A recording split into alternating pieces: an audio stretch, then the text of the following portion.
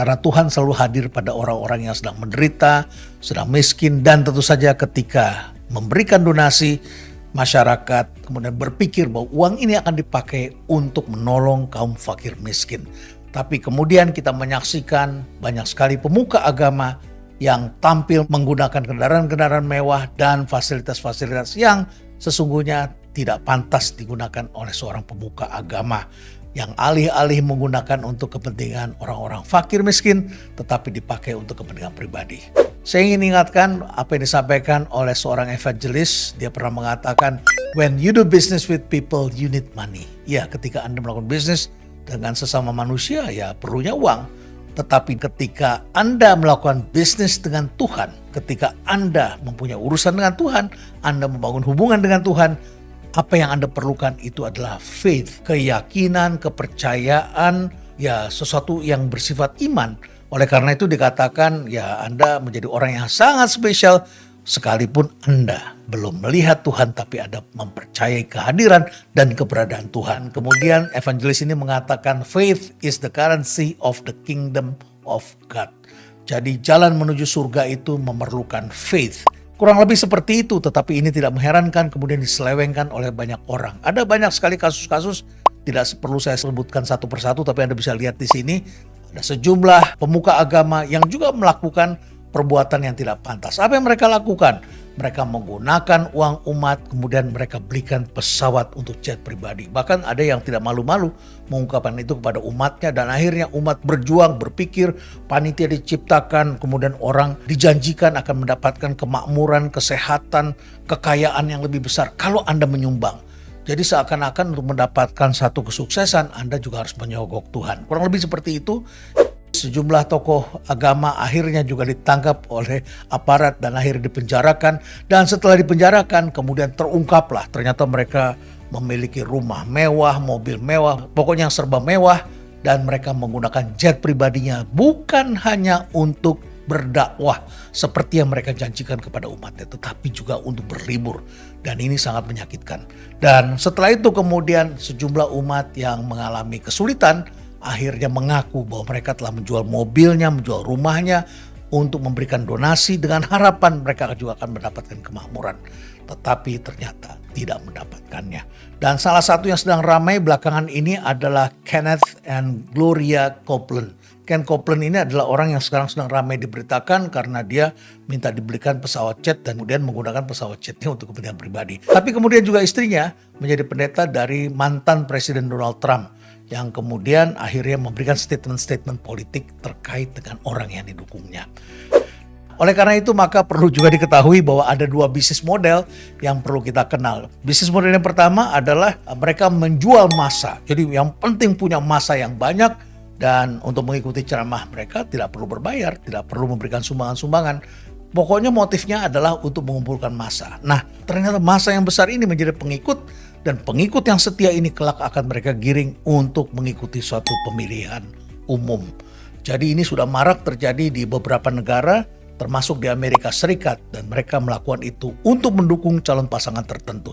Dan tentu saja di situ ada harganya. Nah, bisnis model yang kedua tidak free of charge. Ini adalah terkait dengan teologi kemakmuran. Jadi mereka bicara terus tentang bagaimana menjadi kaya dan sebagainya. Dan kemudian setelah itu, untuk itu Anda harus menyumbang. Dan uang sumbangannya itu akan mereka gunakan untuk kepentingan pribadi. Nah, sekarang pertanyaannya adalah seperti apa ciri-ciri bagaimana kalau kita ingin mengenali flexing yang dilakukan oleh para pemuka agama ini. Yang pertama adalah mereka menjanjikan akan mendapat balasan yang berlipat kalau mereka menyumbang kepada organisasi yang mereka bangun. Yang kedua, mereka menggunakan pendekatan emosi sehingga terenyuh. Dan biasanya yang terenyuh itu adalah orang-orang yang sedang kesusahan. Dan harap Anda maklum, orang-orang yang sedang kesusahan secara psikologis memang cenderung emosional. Dan setelah itu uang mereka pun juga mengalir.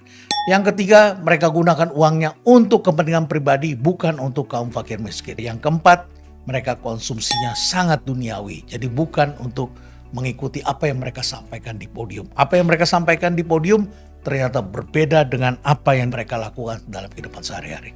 Yang kelima, ceramahnya menggebu-gebu seperti motivator. Ini berbeda sekali dengan seorang pemuka agama yang menyampaikan untuk kesejukan, tapi mereka tak ubahnya seperti motivator. Kemudian yang keenam, mereka memiliki massa yang masif dan memposisikan dirinya sebagai seorang artis. Ya, mereka mengartiskan diri sehingga kita lihat pakaiannya udah mirip-mirip artis dan akhirnya barang yang mereka beli bergaya hidup seperti artis pula.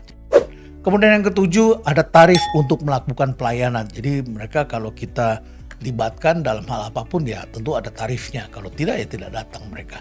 Kemudian yang kedelapan, mereka menjual ayat sesuai dengan kepentingannya. Apakah itu ayat sedekah dan kekayaan, kemudian ayat politik, ayat pemimpin, ayat jodoh, ayat permusuhan dan lain sebagainya. Ini bisa sesuai dengan pesanan. Yang kesembilan, mereka mengaku-ngaku dapat mimpi, dapat ilham dan Tuhan bicara kepada mereka. Dan mereka merasa dapat petunjuk dari Tuhan. Jadi seakan-akan Tuhan itu ada di dalam mereka. Dan yang terakhir, berbeda antara perbuatan dengan percakapan. Jadi Anda tinggal timbang-timbang sendiri, saya tidak maksud kepada siapapun. Mohon maaf kalau ini menyentuh pada beberapa orang. Tapi inilah yang dipelajari dan berlaku umum di mana-mana yang tentu saja perlu kita ingatkan.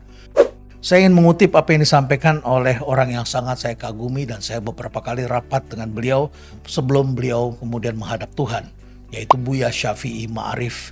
Ketika beliau mendirikan Ma'arif Institute, beliau sendiri mengatakan, saya malu sebetulnya menggunakan nama saya. Tetapi dia mengatakan bahwa hidup dia belum seberapa dibandingkan dengan tokoh lain di Muhammadiyah, yaitu Pak A.R. Fakhrudin. Dia mencontoh kehidupan A.R. Fakhrudin dan dia juga hidupnya sangat sederhana. Pak A.R. sudah pernah saya ceritakan kepada Anda ketika dia menjadi pimpinan Muhammadiyah sampai di akhir hayatnya. Dia bahkan tidak mempunyai rumah. Dia bahkan harus hidup dengan berjualan bensin di depan rumahnya. Kemana-mana tetap bersepeda. Bahkan pernah diberikan mobil baru oleh pimpinan satu perusahaan dan dia menolak. Nah, tokoh-tokoh sederhana ini makin hari semakin jarang kita saksikan. Dan di dalam salah satu kitab suci yang saya baca, saya mengutip sebuah kata-kata yang sangat penting. Cinta uang adalah salah satu akar dari berbagai kejahatan. Nanya ini kita renungkan. Atau kalau Anda suka yang lebih populer, barangkali Anda perlu juga menonton film yang berjudul P.K. Ini adalah film India. Di dalam film itu disebutkan ada dua jenis Tuhan. Yang pertama adalah Tuhan yang menciptakan manusia. Lalu yang kedua adalah Tuhan yang diciptakan oleh manusia. Agar semua orang datang ke sana dan muka agama tertentu ini kemudian menjual Tuhan untuk kepentingan pribadinya. Flexing seperti ini perlu kita ingatkan agar tidak terjadi dan menimbulkan rasa frustasi di antara mereka yang percaya kepada Tuhan. Tetaplah percaya pada Tuhan karena Tuhanlah sumber dari segala sumber, kekuatan dari segala kekuatan, yang maha dari yang maha. Stay relevant. Ayo Pak, bayar perpuluhan, nanti dibalas 30.